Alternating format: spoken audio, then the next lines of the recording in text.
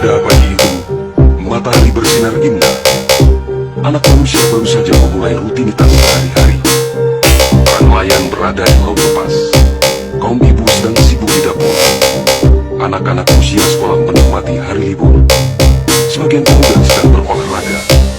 Sebagian lagi bersiap-siap menuju pantai untuk rekreasi. Para buruh bangunan sedang bekerja. Suasana pasar hidup pikuk dengan berbagai transaksi. Burung baru saja meninggalkan sarang. Tiba-tiba pukul 7:58 waktu Indonesia Barat, hari Ahad, 26 Desember 2004, bumi Serangan Megah berguncang dahsyat. Guncangan gempa pada 8,9 skala Richter itu berlangsung puluhan menit tanpa henti. Bumi bergerak ke bawah dan ke atas, ke kiri dan ke kanan, berayun-ayun terus-menerus. Orang-orang berlari keluar rumah, berkumpul di jalan-jalan dan lapangan tempat. Mereka seperti berada dalam tampi. Kepala terasa pusing, sehingga banyak yang terjerembab ke bumi. Suara azan Allahu Akbar berkumandang dari menara-menara masjid dan las. Suara zikir pun membahana di mana-mana. Untuk mulut manusia melafazkan asma Allah dan Rasulullah secara terus-menerus. La ilaha illallah Muhammad Rasulullah.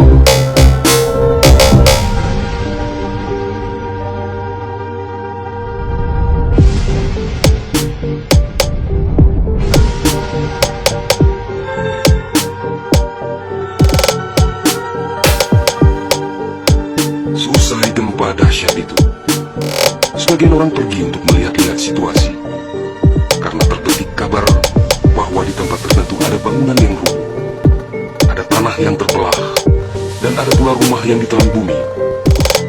Tidak terpikirkan oleh mereka apa yang akan terjadi setelah itu. Tidak ada tanda-tanda alam yang begitu kentara.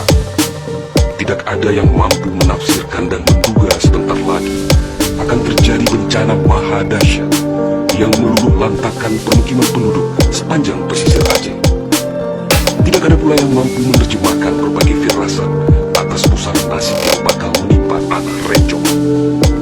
Juga hampir tidak ada yang memahami tanda alam.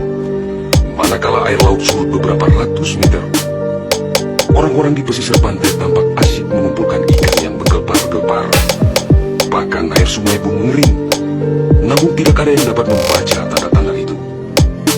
Mereka seakan merupakan gempa yang baru berlalu.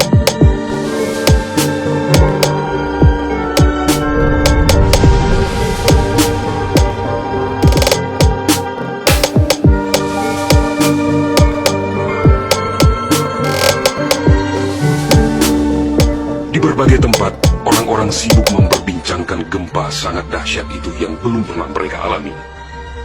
Namun tak lama kemudian orang-orang mendengar bunyi dentuman sangat keras, disusul suara gemuruh dari arah laut.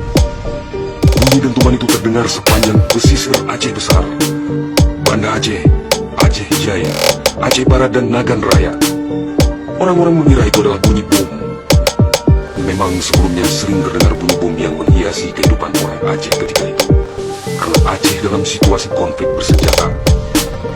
Orang-orang pun bertanya dalam hati, mengapa masih ada pihak yang tega berperang dalam suasana yang begitu menakutkan?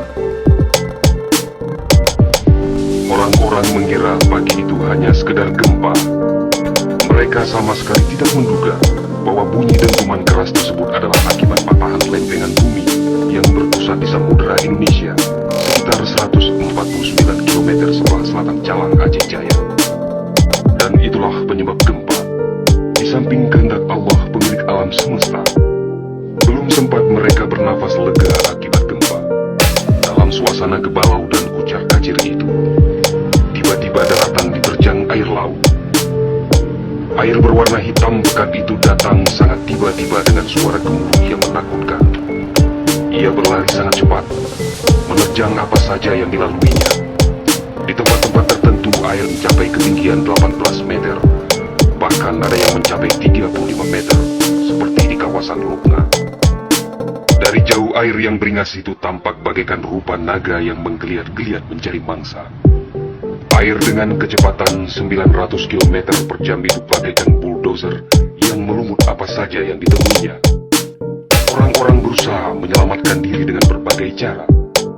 Namun hampir semua orang, hewan-hewan, benda-benda, rumah, lakbatat kaya bande, digulung air itu tanpa kecuali. Semua wilayah yang dilaluinya pun hancur berkeping-keping. Air laut yang datang menyamai kecepatan pesawat terbang itu ternyata namanya tsunami.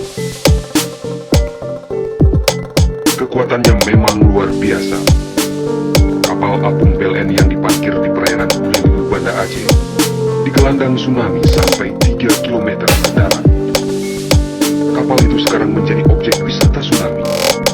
Demikian juga kapal angkut sekelas milik PT SAI diseretnya ke atas badan jalan negara Banda Aceh melabuh di Lokma.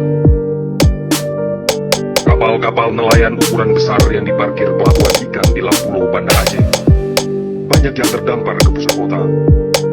Termasuk mesin cetak harian Serambi Indonesia digeruncut di bawah tsunami sejauh 1 km. Kendaraan roda 4 hancur tak berwujud. Rumah dan toko-toko serta bangunan lain yang kokoh pun hancur lebur rata dan tanah. Semuanya di luar dugaan manusia, seakan sebuah mimpi buruk yang sangat langka. Setelah kira-kira 15 menit air laut itu beraksi, suasana pesisir Aceh pun lengang, sunyi, sepi, senyap, dan hening yang tak bisa dilukiskan dengan kata-kata. Sebagian besar permukiman penduduk rata dengan tanah, seakan instrumentalia kehidupan telah berakhir sampai di sini. Ratusan ribu orang nelangsa, teduk tesepuh, telok menjaro, teringat kedrohana ledaya, atau terduduk mulai bersilang tangan, mengingat nasib tiada berdaya. Tsunami yang diakibatkan gempa tektonik itu juga melanda Malaysia, Thailand,